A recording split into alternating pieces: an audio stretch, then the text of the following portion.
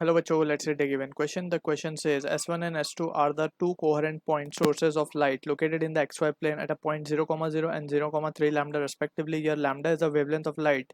At which one of the following points given as coordinate the intensity of interference will be maximum? Option A 3 lambda, 0. Option B 4 lambda, 0. Option C 5 lambda by 4, 0. Option D 2 lambda by 3, 0. So इस question का जो key concept we need to understand is the concept of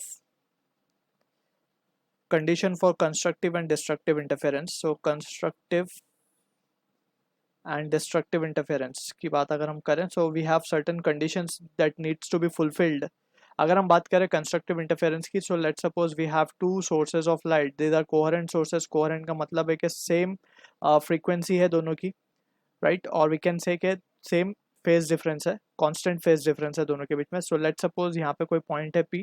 अब wave यहाँ से चल करके P पे आ रही है, यहाँ से भी जाके दोनों इंटरफेयर कर रहे हैं पॉइंट P पे. So point P will B having a bright point or constructive interference will take place at point P if the path difference between path difference को हम डेल्टा एक्स बोलते हैं लेट्स या फिर डेल्टा बोल देते हैं. Path difference will be integral multiple of lambda where n is 1 2 3 4 anything, right? सो यहाँ पे अगर हम ये सिचुएशन को देखें ध्यान से, so this is the condition necessary for constructive interference. Similarly अगर पॉइंट इंटरफेरेंस इस तरीके से हो रहा है कि point P is having a dark point या फिर डिस्ट्रक्टिव इंटरफेरेंस हो रहा है, तो path difference should be odd multiple, यानी कि 2n-1 lambda by 2. Odd multiple of lambda by 2 होना चाहिए, where N starts from 1 2 3, where N starts from 1 2 and so on. ठीक है. अब यहाँ पे n जीरो भी हो सकता है for constructive interference. Path difference अगर जीरो है तभी भी point P will be a brighter point और we can say constructive interference will be taking place. So ये दो इंपॉर्टेंट नेसेसरी कंडीशंस है. अब हमारे क्वेश्चन को अगर हम ध्यान से पढ़े तो हमें कोऑर्डिनेट ढूंढना है जहाँ पे मैक्सिमम इंटेंसिटी हो, या फिर हम यूँ कह सकते हैं कि वहाँ पे कंस्ट्रक्टिव इंटरफेरेंस हो रहा हो. सो कंस्ट्रक्टिव इंटरफेरेंस का मतलब ही ये है कि मैक्सिमम इंटेंसिटी वहाँ पे आ रही होगी. ठीक है. एंड डिस्ट्रक्टिव में इंटेंसिटी विल बी जीरो होता है क्योंकि दोनों कैंसल आउट करेंगे वहाँ पे. ठीक. सो this is representing the minimum intensity वाली कंडीशन. सो यहाँ पे अगर हम देखें ध्यान से तो पहले सिचुएशन को थोड़ा सा ड्रॉ कर लेते हैं. Let suppose this is the coordinate axis कुछ इस तरीके से. तो हमारे पास एक सोर्स रखा हुआ है S2 बोल देते हैं, वो यहाँ रखा हुआ है, और एक सोर्स लेट से यहाँ रखा हुआ है S1, जो कि हमें गिवन है 0,3 लैम्डा. इसका कोऑर्डिनेट गिवन है 0,3 लैम्डा. इसका कोऑर्डिनेट तो 0,0 होगा, ओरिजिन पे रखा है. तो यहाँ पे अगर हम बात करें कि वो पॉइंट ढूंढना है जहाँ पे इन दोनों की वजह से जो है मैक्सिमम इंटेंसिटी आ रही है, या फिर सिंपल हम कहें तो कंस्ट्रक्टिव इंटरफेरेंस हो रहा है.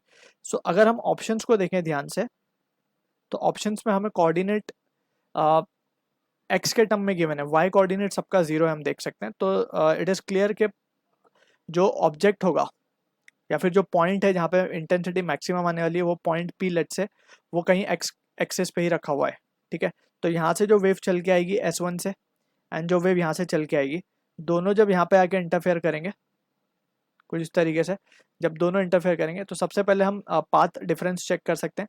पाथ डिफरेंस क्या आएगा, इसको हम बोल सकते हैं S1P माइनस ऑफ S2P. अब ये डिस्टेंस हम मान लेते हैं x और यही x हमें फाइंड करना है. सो S1P को हम क्या लिख सकते हैं बाय पाइथागोरस थ्योरम.